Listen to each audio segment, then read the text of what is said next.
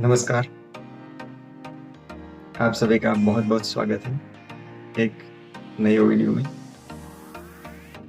मैं doctor Hardik Mandaliya, classic health care, Bhavnagar, Gujarat से। आज हम बात करेंगे कब्ज़ कॉन्स्टिपेशन के ऊपर। कॉन्स्टिपेशन क्यों होती है? उसके कारण क्या है? उसके लक्षण क्या है? सिम्पटम्स क्या है? जैसे कैसे मालूम पड़े कि कॉन्स्टिपेशन है? कई लोग समझ ही नहीं पाते कि उनको कॉन्स्टिपेशन है। तो उस विषय में भी हम विस्तृत चर्चा करेंगे और उसकी ट्रीटमेंट क्या है कि उसे मूल रूप से हम कैसे वो डिजीज से छुटकारा पा सके। चलिए वीडियो को स्टार्ट करते हैं। कॉन्स्टिपेशन, कब्ज में जो मरीज है वो रेगुलर स्टूल पास नहीं कर पाते, वो लेटरिन हर रोज नहीं जा पाएंगे, या फिर वो जाएंगे तो बहुत ही हार्ड स्टूल आएगा और बहुत कम मात्रा में आएगा। कई कई केसों में हमने देखा है कि मरीज 2 दिन के बाद, 3 दिन के बाद एक बार लेटरिन जाते हैं, तो उनका कब्ज का लेवल बहुत ऊपर है। उनको तुरंत ही उसकी ट्रीटमेंट की आवश्यकता है।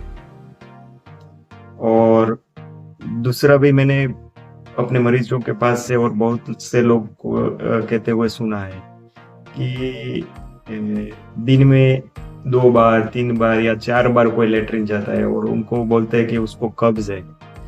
तो ये एक गलतफहमी है, ये आपको कब्ज नहीं है, क्योंकि बार बार लेटरिन जाना और पूरे दिन में 3-4 बार जाना तो एक कब्ज तो है ही नहीं। तो उसका प्रॉपर डायग्नोस करवाइए और फिर उसकी ट्रीटमेंट लें। कब्ज में क्या होता है, एक स्टूल बहुत हार्ड हो जाता है, तो उसकी वजह से वो स्टूल अपने इंटेस्टाइन में, आंतों में आगे बढ़ नहीं पाता, या फिर कुछ ऑब्स्ट्रक्शन उसमें क्रिएट हो जाता है, जिसे लेटरिन पास जो रेगुलर, जैसे आम सभी लोगों को हर रोज लेटरिन सुबह साफ क्लियर होती है, वैसी उनको नहीं होती। तो ये दिक्कत है, तो इनको हम कॉन्स्टिपेशन कहते हैं। मतलब रेगुलर बेस पे अगर कोई लेटरिन नहीं जा रहा है, मतलब जा रहा है तो खुलासे से नहीं आ रहा है, तो उसको हम जरूर कॉन्स्टिपेशन में शामिल कर सकते हैं। उसको कॉन्स्टिपेशन है ऐसा हम कह सकते हैं। अब बात रही इनके सिम्टम्स की, मतलब हमको क्या दिखाई देता है कि वो है। तो जैसे हमने अभी चर्चा की, वो तो मेन चीज है ही कि वो हमको पता चलेगा उनको कॉन्स्टिपेशन है। दूसरी क्या दिक्कत रहती है कॉन्स्टिपेशन के मरीज को, दूसरा क्या प्रॉब्लम रहता है, क्या फेस करना पड़ता है? उनको गैस बनी हुई रहती है, पेट फूल जाती है। अगर पेट में हम उसको हाथ लगाएंगे तो हार्डनेस हमको मालूम रहेगी, सॉफ्ट नहीं रहेगा पेट। खासतौर पे नीचे का जो साइड का जो है पेट का हिस्सा, उसमें उसकी आंतों में मल जमा हुआ रहता है। दूसरा, उनको सिर दर्द का भी प्रॉब्लम हो सकता है, आंखों में भी दर्द हो सकता है, कभी कभी चक्कर भी आते हैं, गैस्ट्रिक प्रॉब्लम हो सकती है, और जैसे उसको बेचैनी लगती है, जी मचलता है, ऐसा घबराते हैं। तो ये सब उनके सिम्टम्स है।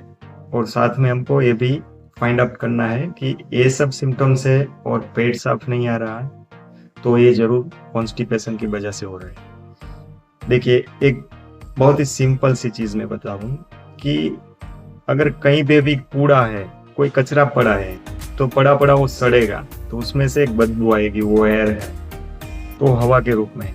जैसे अपनी आंत में जो मल जमा हुआ है, तो उसमें वो भी एक कचरा ही है ना, तो उसमें से भी एक वायु का ही गुण है, मतलब वो वायु ही है, हवा ही है।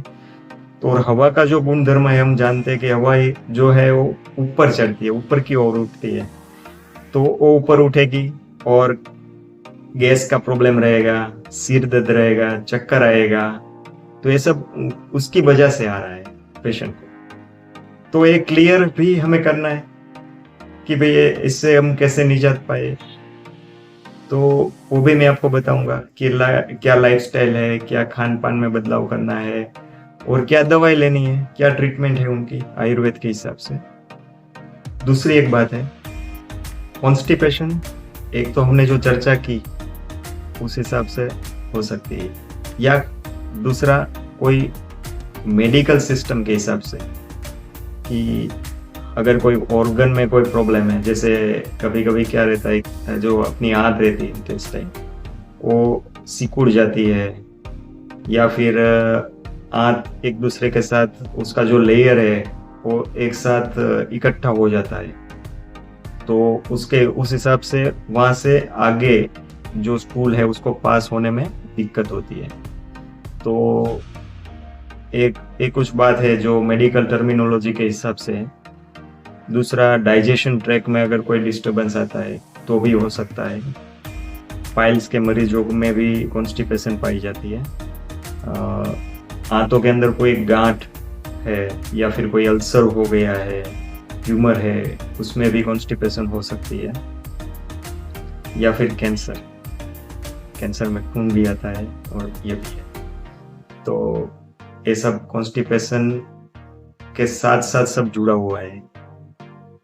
तो ये भी हमें पूरा क्लियर कोई डॉक्टर को बता के उसका इन्वेस्टिगेशन जो कुछ भी है उसका निदान करके ही उसकी ट्रीटमेंट करनी चाहिए। मगर ये जो है वो सब आगे के स्टेजेस में होता है। अगर शुरू में कॉन्स्टिपेशन है तो उसे हम आसानी से कुछ घरेलू उपाय से और आयुर्वेदिक कुछ दवाइयों से उसे ठीक कर सकते हैं। कुछ चीज अपनी लाइफस्टाइल के हिसाब से भी कॉन्स्टिपेशन रहती है। जैसे ऑफिस वर्क जो करते हैं, जो दिन भर में कुछ ज़्यादा नहीं चलते, या फिर जिसको टेबल वर्क ही ज़्यादा रहता है, लैपटॉप में बिजी रहते हैं, या फिर बैठ के काम करते हैं, उन सभी लोगों को आमतौर पे कॉन्स्टिपेशन का प्रॉब्लम रहता ही है, कुछ ना कुछ अंश तक रहता है। तो आप ख्याल रखें कि खाना खाने के बाद तुरंत ना सोइए, थोड़ा टहले, सुबह एक्सरसाइज कीजिए, मॉर्निंग वॉक कीजिए, या फिर कोई भी ऐसी एक्सरसाइज कीजिए। कुछ प्राणायाम है आपके लिए जो सूटेबल है वो प्राणायाम कीजिए। तो उससे क्या होगा कि जो अपने हाथों की एक्सरसाइज रहेगी ना, तो कॉन्स्टिपेशन में भी वो बहुत इजीली इसको ट्रीट करने में मदद रहेगा। अब दूसरी बात है खान पान की। पीने का पानी, जो आमतौर पे जिसको कॉन्स्टिपेशन रहती है ना, वो अक्सर कम पीते हैं पानी। तो कम से कम 3 या 4 लीटर पानी पीने की जरूरत है पूरे दिन में। अब पानी कम है ना, तो मल जो है वो सूख जाएगा और आंतों में ही ऐसे फंसा रहेगा। तो पानी हो सके उतना ज्यादा पिए। गर्मी के मौसम में हो सके तो और ज्यादा पिए। और दूसरा, जो पाचन अपना वीक है उसकी वजह से ही कॉन्स्टिपेशन हुआ है। तो पाचन, पानी की पीने की जो मैंने बात बताई है, इससे पहले भी एक वीडियो में मैंने बताया है कि कम से कम पानी, हम खाना खाते हैं उनके 1-1.5 घंटे पहले और बाद में पानी ना ले। 1-1.5 घंटे के पहले पानी ले सकते हैं और बाद में 1-1.5 घंटे के बाद में भोजन के बाद ले सकते हैं। तो इस नियम का पालन करें और पानी ज्यादा पिए। दूसरा, खान पान में बदलाव करें। जो फाइबर है वो आंतों के लिए बहुत ही सही है। मतलब फाइबर जिनमें ज्यादा है वो चीज आप फूड में ज्यादा लें। जैसे सभी प्रकार की भाजियां हो गई, और सलाद हो गया, फिर राजमा है। तो जिसमें फाइबर की मात्रा ज्यादा है वो चीज आप ज्यादा लें। मतलब मैं सिंपल लैंग्वेज में बताऊं तो रेशेदार सब्जियां और रेशेदार फ्रूट्स है वो सब आप ले सकते हैं। कीवी है वो सब ले सकते हैं। तो कॉन्स्टिपेशन में वो सब बहुत ही सहायक रहेगी। दूसरी एक चीज आप कर सकते हैं, सुबह जल्दी उठते ही पहले गुनगुना पानी से भरा हुआ एक या 1.5 ग्लास पानी पी लीजिए। तो ये भी बहुत ही आपको मददगार साबित होगा।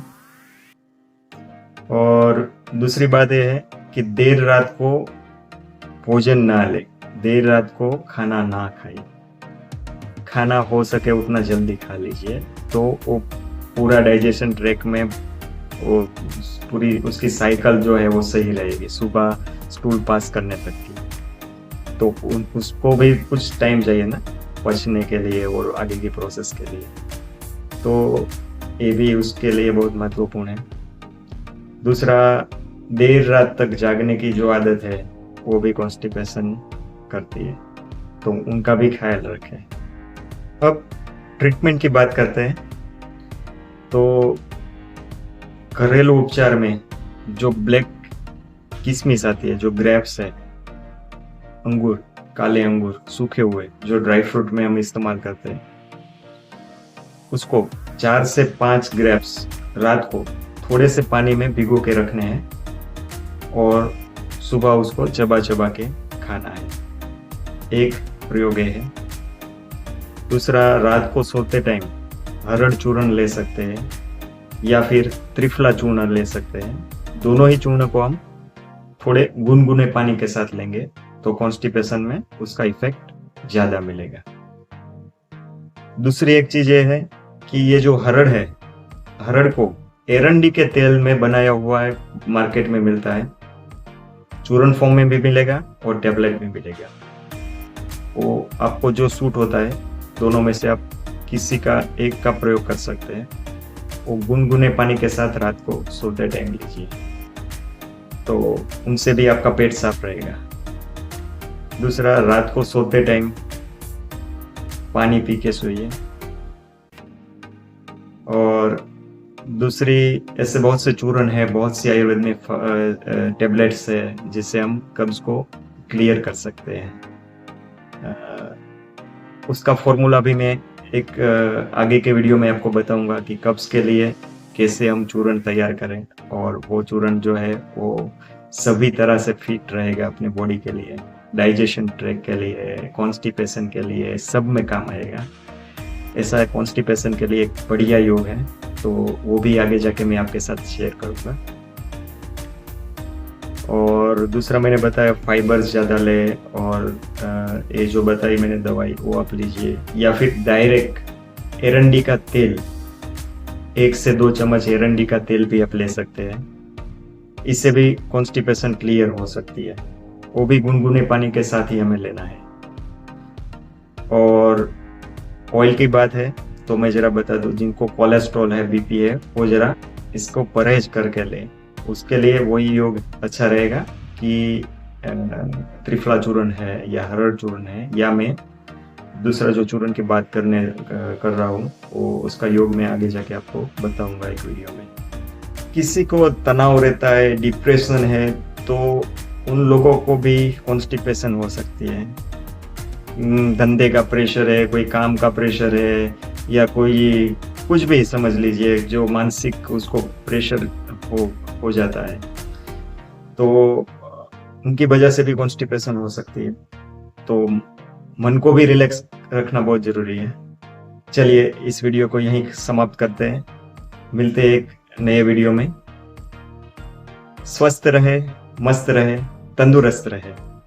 अगर आप मेरी चैनल पे नए हैं तो चैनल को सब्सक्राइब जरूर कीजिए, वीडियो को शेयर करें, लाइक करें, कमेंट करें। नमस्कार।